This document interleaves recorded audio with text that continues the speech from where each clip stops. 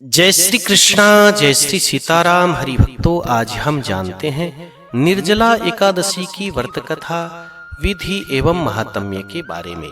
हरि भक्तों, वर्ष भर की 24 एकादशियों में से ज्येष्ठ मास के शुक्ल पक्ष की निर्जला एकादशी सबसे ज्यादा बढ़कर के फल देने वाली है, क्योंकि यह एकादशी सब एकादशियों में सबसे बड़ी ज्येष्ठ एकादशी है।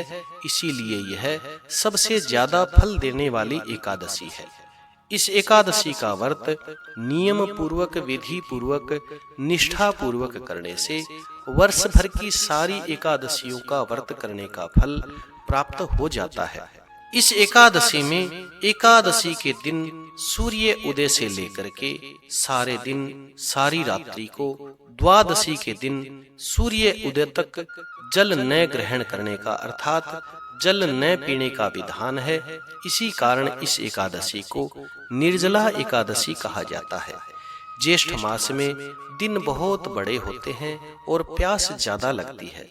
ऐसी दशा में इतना कठिन व्रत करना सचमुच एक बड़ी साधना, तपस्या के समान है। इसीलिए इस एकादशी का व्रत करने से तपस्या करने का फल प्राप्त होता है। इस एकादशी के दिन अपनी शक्ति और सामर्थ्य के अनुसार ब्राह्मणों को अनाज, वस्त्र, छत्ता, फल, जल से भरा हुआ कलश दक्षिणा सहित देने का विधान है। ऐसा करने से भगवान श्री नारायण व्रत करने वाले की, दान देने वाले की समस्त इच्छाएं पूर्ण करके अंत में उसे मोक्ष प्रदान करते हैं। आइए निर्जला एकादशी की व्रत कथा के बारे में जानते हैं। एक बार कुंती पुत्र भीमसेन भगवान श्री वेद व्यास जी से पूछते हैं कि हे पितामह, भ्राता युधिष्ठिर, माता कुंती, द्रौपदी, अर्जुन, नकुल, सहदेव आदि सारे एकादशी के दिन व्रत करते हैं और मुझे भी एकादशी के दिन अन्न न खाने के लिए कहते हैं, अर्थात मना करते हैं। और मैं उनसे कहता हूँ कि हे भाई, मैं भक्ति पूर्वक भगवान का पूजन कर सकता हूँ, दान दे सकता हूँ, परंतु मैं भूखा नहीं रह सकता, व्रत नहीं कर सकता। इस पर भगवान वेद व्यास जी कहते हैं कि हे भीमसेन, वे सही कहते हैं, वे सत्य कहते हैं। शास्त्रों में वर्णन है कि एकादशी को अन्न नहीं खाना चाहिए। एकादशी के दिन अन्न वर्जित है। यदि तुम नरकों को बुरा समझते हो और स्वर्ग को अच्छा समझते हो तो प्रत्येक मास की दोनों एकादशियों को अन्न ना खाया करो। इस पर भीमसेन कहते हैं कि हे वेद व्यास जी, मैं आपसे पहले ही कह चुका हूँ कि मैं एक दिन, एक समय भी भोजन किए बिना नहीं रह सकता। फिर मेरे लिए पूरे दिन उपवास करना बहुत कठिन है। मेरे पेट में वृक नाम की अग्नि का वास है, जो ज्यादा अन्न खाने पर ही शांत होती है। यदि मैं यत्न प्रयत्न करूं तो एक दिन वर्ष भर में व्रत कर सकता हूँ। अतः हे पितामह, आप मुझे कोई ऐसा व्रत बताइए जिसके करने से मुझे स्वर्ग की प्राप्ति हो। भगवान वेद व्यास कहते हैं कि हे वायुपुत्र, बड़े बड़े ऋषि, महर्षियों ने बहुत सारे शास्त्र आदि नियम बनाए हैं। यदि कलयुग में मनुष्य उन पर आचरण करे तो अवश्य ही उनको मुक्ति की प्राप्ति होती है। उन नियमों में धन बहुत ज्यादा खर्च होता है। उनमें से जो पुराणों का, शास्त्रों का सार है वह यह है कि हर मनुष्य को प्रत्येक महीने की दोनों एकादशियों का व्रत निष्ठा पूर्वक, विधि पूर्वक अवश्य करना चाहिए। इससे उन्हें स्वर्ग की प्राप्ति होती है। व्यास जी कहते हैं कि हे भीमसेन, कृष्ण और मिथुन की संक्रांति के बीच में ज्येष्ठ मास के शुक्ल पक्ष की जो निर्जला एकादशी होती है, उसका निर्जल व्रत करना चाहिए। इस एकादशी के व्रत में स्नान करते समय, आचमन करते समय यदि मुख में जल चला जाए तो उसका कोई दोष नहीं होता, लेकिन आचमन में 6 मासे से ज्यादा जल नहीं पीना चाहिए। हे भीमसेन, इस आचमन से शरीर की शुद्धि होती है। आचमन में 6 मासे से ज्यादा जल मद्यपान, अर्थात शराब पीने के समान माना जाता है। इस दिन भोजन नहीं करना चाहिए। भोजन करने से व्रत नष्ट हो जाता है। हे भीमसेन, व्रत करने वाला मनुष्य यदि सूर्य उदय से लेकर के सूर्यास्त तक जलपान न करे तो उसे 12 एकादशियों का व्रत करने का फल प्राप्त हो जाता है। द्वादशी के दिन सूर्य उदय से पहले उठना चाहिए। उसके बाद में ब्राह्मणों को भोजन करवाना चाहिए, दक्षिणा देनी चाहिए। उसके बाद स्वयं भोजन करना चाहिए। हे भीमसेन, स्वयं भगवान श्री नारायण ने मेरे से कहा था कि इस एकादशी का व्रत समस्त तीर्थों में स्नान करने से और समस्त तीर्थों में स्नान के पश्चात दान करने के बराबर फल प्राप्त होता है। एक दिन निर्जल रहने से मनुष्य के सब पाप नष्ट हो जाते हैं और वह पापों से मुक्त हो जाता है। हे भीमसेन, जो मनुष्य निर्जला एकादशी का व्रत नियम पूर्वक और विधि पूर्वक करते हैं, उनको मृत्यु के समय भयानक यमदूत दिखाई नहीं देते, अपितु भगवान के दूत स्वयं आकर के उसे पुष्पक विमान में बिठा करके स्वर्ग में पहुंचाते हैं। संसार में इस एकादशी से श्रेष्ठ और कोई भी व्रत नहीं। निर्जला एकादशी अत्यंत पुण्य देने वाली है और स्वर्ग में पहुंचाने वाली है। अतः मनुष्य को यत्न पूर्वक, प्रयत्न पूर्वक इस निर्जला एकादशी का व्रत अवश्य करना चाहिए। इस दिन ओम नमो भगवते वासुदेवाय इस मंत्र का उच्चारण करना चाहिए, या फिर ओम नमो नारायणाय इस मंत्र का जाप करना चाहिए, या फिर अपने गुरु के द्वारा दिए गए मंत्र का जाप सारे दिन करते रहना चाहिए। इस दिन गौदान करना चाहिए। इस एकादशी को भीमसेन या पांडव एकादशी भी कहते हैं।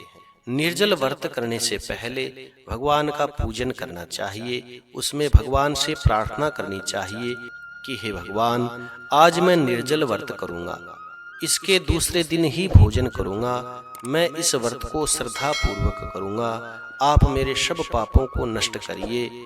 इस दिन जल से भरा हुआ घड़ा वस्त्र से ढक करके दक्षिणा सहित और सामर्थ्य हो तो स्वर्ण सहित सुपात्र ब्राह्मण को दान देना चाहिए।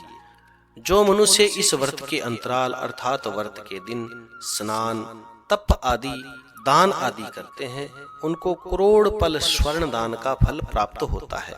जो मनुष्य इस दिन यज्ञ, हवन इत्यादि करते हैं, उसका फल हे भीमसेन मैं वर्णन नहीं कर सकता। इस निर्जला एकादशी के व्रत से मनुष्य को भगवान श्री नारायण के धाम की प्राप्ति होती है। जो मनुष्य इस दिन अन्न खाते हैं, उनको चांडाल समझना चाहिए और वे अंत में नरक को जाते हैं। ब्रह्म हत्या करने वाले, मद्यपान अर्थात शराब पीने वाले, चोरी करने वाले, अपने गुरु से द्वेष करने वाले, असत्य भाषण अर्थात झूठ बोलने वाले इस व्रत को करते हैं निष्ठा पूर्वक, विधि पूर्वक, तो उनको भी स्वर्ग की प्राप्ति होती है।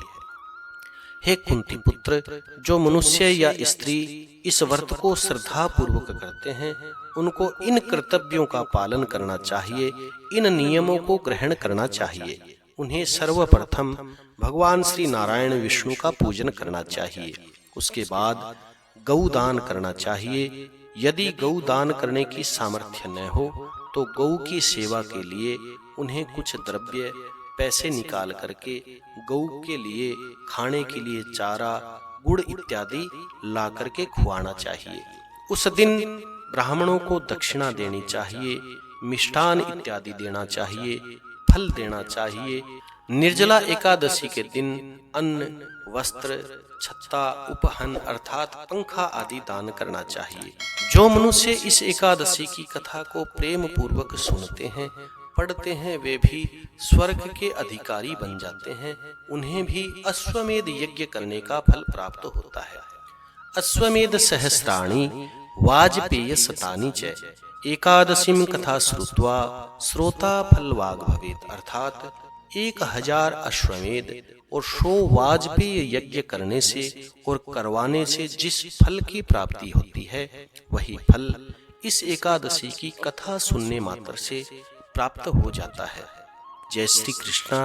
कथा का सार जानने से पहले यदि आप इस चैनल पर नए हैं तो चैनल को सब्सक्राइब करिए, ताकि आने वाली और व्रत कथाएं, विधि महात्म्य आपको प्राप्त होते रहें।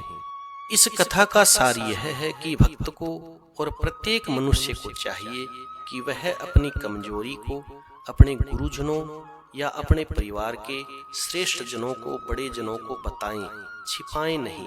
उन पर विश्वास रखते हुए अपनी समस्या उन्हें बताएं ताकि वे उसका कोई उचित उपाय बताएं और निराकरण निकाल सकें। और अपने गुरुजनों, श्रेष्ठ जनों के द्वारा बताए गए उपाय को श्रद्धा और विश्वास पूर्वक अमल करना चाहिए।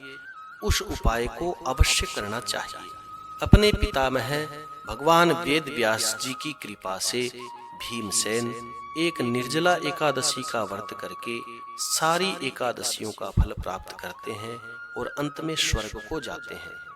इसका सार यही है कि अपने श्रेष्ठ जनों को, अपने गुरुजनों को अपनी समस्या अवश्य बतानी चाहिए ताकि वे अपनी समस्या का निराकरण कर सकें और हम उनके द्वारा बताए गए उपाय को करके अपना निराकरण कर सकें।